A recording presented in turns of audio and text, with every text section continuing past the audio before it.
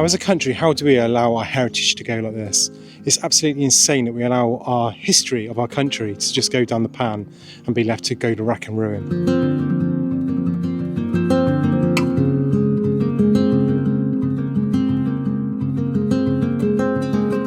Today you join me on the River Severn, and this is where the Cotswold Canal was originally started. So just in front of us here would have been the original entrance to the Stroudwater navigation, which takes you up to where it's going to be restored on the Stroudwater navigation beyond Saul Junction.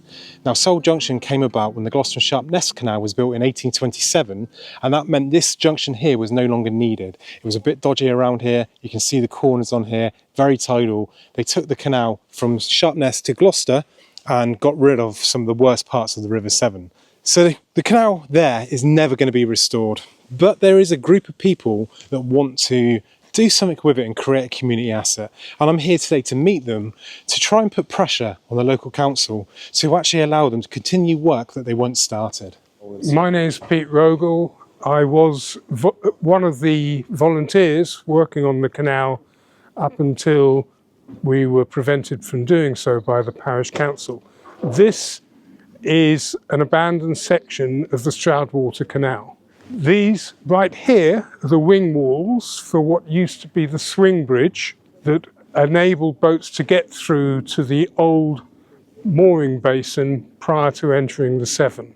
The wing walls are in very good condition, but unfortunately they're invisible because of the amount of growth that has been allowed to develop, totally covering what is industrial archaeology. We'd like to reopen or clear it so that everything about the structure becomes visible once again. We are interested primarily in the stretch from here all the way to Moore Street, about 400 yards. We would like to clear not all of it. This is never going to be an operational canal, but it is a waterway and it should be restored back to being a waterway with all the wildlife that will generate. There used to be wildlife here, there isn't anymore. When I moved here 13 years ago, we had swans nesting at one end, we had kingfishers, we had herons, we had a lot of fish. We may have water voles, but very, very few, because most of the water vole population around here lives in the banks of the River Severn, no more than 50 yards from here. We had a volunteer group that was effective up until mid-2022. It started around early 2020. In fact, it operated during the COVID years. We started at the far end, willow weaving and edging, so that we could backfill from the canal the matted root vegetation we could haul out. We did it all by hand. It was a messy, unpleasant job, but very worthwhile doing. It helped to shore up the towpath at the far end here, which was falling apart because so many trees were growing off the side of the towpath. The roots were creating havoc with the ground levels. A lot of that has been improved by the work we've done. We wanted to carry on all the way up to this end. There's only so much that can be done manually. Apart from anything else, there's now about between 4.5 and 5.5 foot of silt in this canal. So once you step away from the edge, it gets quite dangerous. We do have health and safety implications which have been considered and properly documented, and we do always, when we're working, always pay attention to risk factors. We're not prepared to drown for the sake of this canal.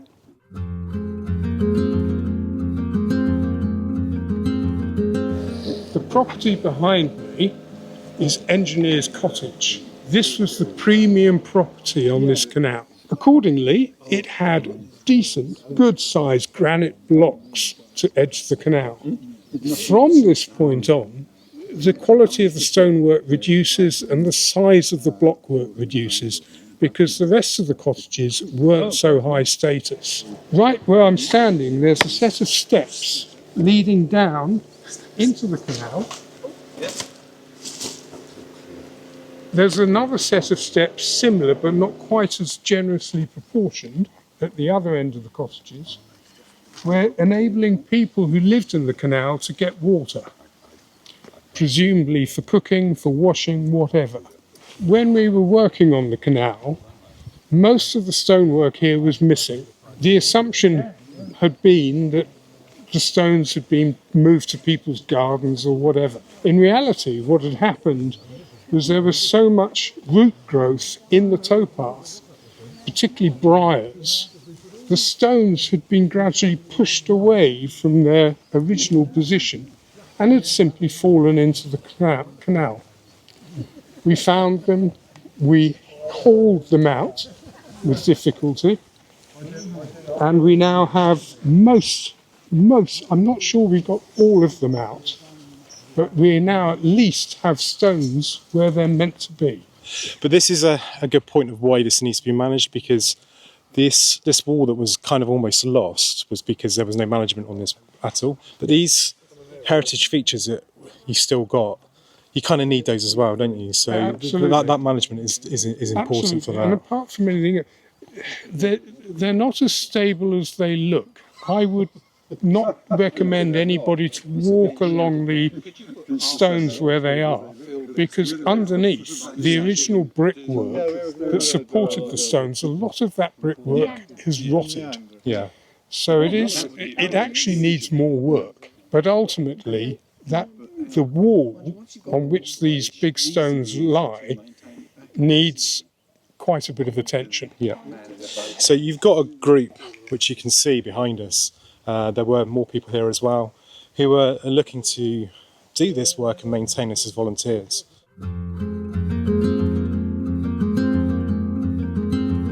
We formed a group called the Framilode Canal Group, and we created a website that we used to post pictures, and it's still up, available. We posted pictures of the work we were doing. This is another set of steps. This is the partner to the steps further up the canal. They're not as generously proportioned, as you can see. You'll notice that staples along some of the blocks. The reason for that was that the blocks were moving out over the canal. So to try to lock them in place, I don't know why they didn't simply remove the excess plant growth behind the blocks. They simply stapled them together. It's probably quicker and easier at the time to... It didn't work. Yeah. All this area we're looking at here, the reed growth is massive. There is a relatively clear passage that looks as if it's in water. In reality, that water depth is no more than a couple of inches. Yeah, and that's no good to anything really. No. Fish species aren't going to survive in it. No. As soon as you get a frost, it's going to kill any fish that are in there because they can't go to the deeper parts to survive. Yeah. Ducks and stuff aren't going to survive in here, and it just gets more and more choked up every year as it goes on. It needs annual management. It's all very well and good doing the work we did, but if you don't go back every year and just maintain what you've done, nature will take its course. You get more silt in every year. You get another year's worth of dieback of the vegetation. Yeah. And all the dead dieback vegetation is still there. You'll see there are a lot of stakes along the side here. When we started the work, one of the first things we did was start weaving willow through these stakes. We put the stakes in, wove willow around, the intention being that as we pulled rotted vegetation, and they come in big clumps, as we pulled it out of the canal, we used that to backfill against the stakes and the woven willow. The way we did it is all done by hand, with hand saws and garden forks. You would cut through the roots of the reeds. You would cut a square, probably no more than 18 inches by 18 inches, down to a depth of a couple of foot. You would then hoik out all of that and dump it behind the woven willow barrier. It was a nasty job. That's actually quite important as well, because that you're pulling out has the potential to have quite a lot of aquatic life in it. Yes. So by putting it immediately on the bank, you're allowing that to get back into the canal. It can all drain straight back into the canal. In fact, that's what it has done.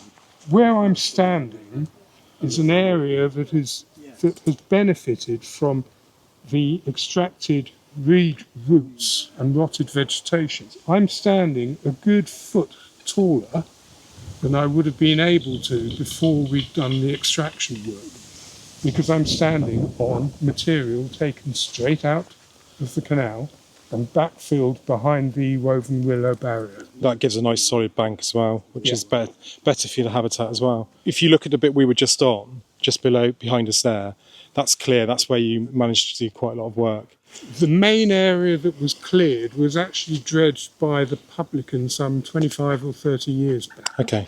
And that's the one section which actually has some depth of water. This section here, which looks to be in water, again, it's only a couple of inches. And that's what you're trying to achieve, is what you have back there. Yes. That's the ultimate goal. Yeah. So you've got a decent corridor for nature, as well as for people to enjoy this canal as well.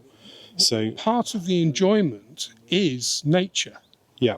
It's actually having the wildlife. It's seeing kingfishers fishing, having heron standing on the bank with fish in its mouth. Yeah. That is an absolute delight, and it should be here. With annual maintenance and with enthusiastic volunteers, as has been proven on the main Stroudwater Canal, the part that's been restored, enthusiastic volunteers can actually make a huge difference to what is otherwise just a decrepit mess. And you have those volunteers ready to go. We have the volunteers so ready to it's go. not like you have to, you're going to have yourself down here on your own digging out. You've got a whole group of people that want the same thing as you, and they're all the locals around here, aren't they? They are. It's all locals who are interested in seeing something better than this. This section, we actually did a lot of work from a boat. The boat is a half oil tank. I've seen it, yeah. And we were able to get right across and clear a good chunk of the reed growth. This is what we want to end up achieving across the whole length, so as to get a proper width of clear water. We'd still need to dredge, but at least it would give us a platform to work with. This went dry this summer.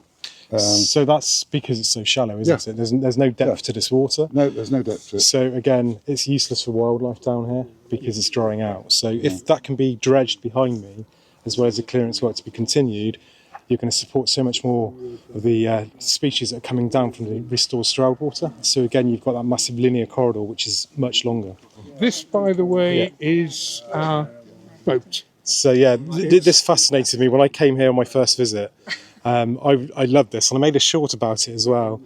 So I'm a plumbing and heating engineer, so I knew exactly what it was as soon as I saw it. But it's an old oil tank that's been cut down and turned into a boat. And it floats, and it's relatively stable.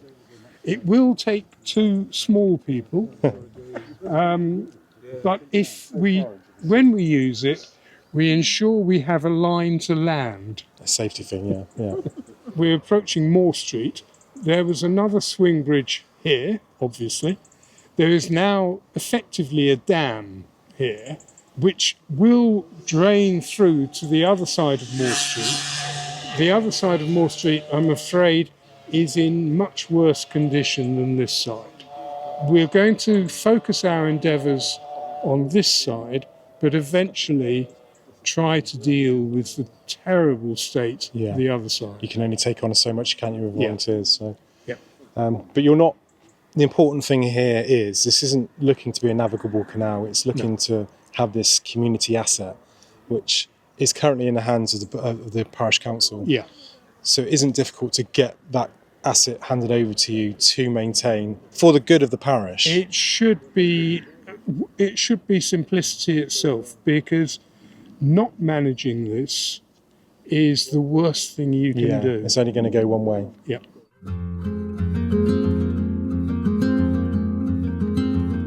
I never really understand councils, from the parish council that they've got here to town councils, city councils, whatever, who just don't see the vision of these things. There's a group here, a large group of local people from the village and from surrounding villages who want to get involved in this and to restore what is a useless bit of canal behind us.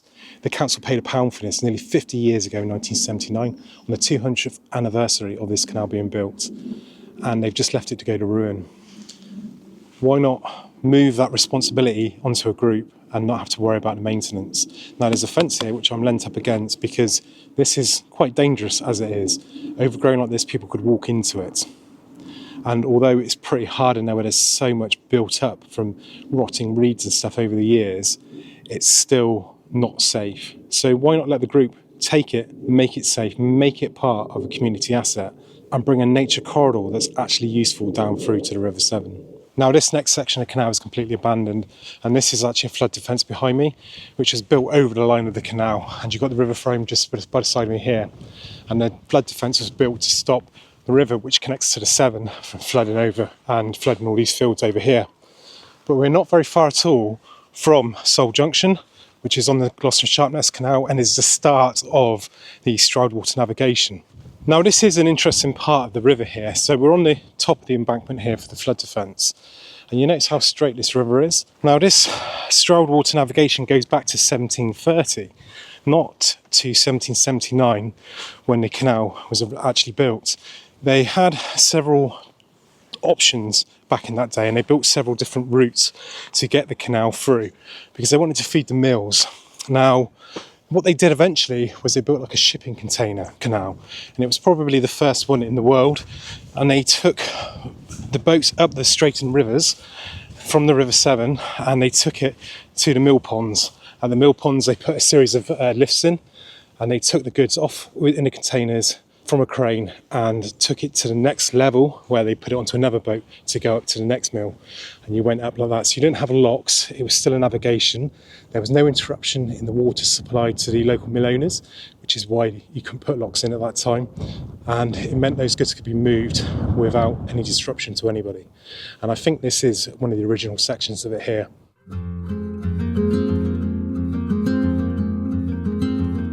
And here we are at the dummy lock for what's the old Stroudwater navigation. Now, this is Saul Junction up ahead of us here, and it's quite an important junction on this canal and the sort of future of it, because this is where the Stroudwater is going to join back on. Now, that is now happening after that funding that you saw in last week's video. So why can't part of this happen now that there's signage up here pointing you in the direction of the footpath, which runs all the way down to where we just were?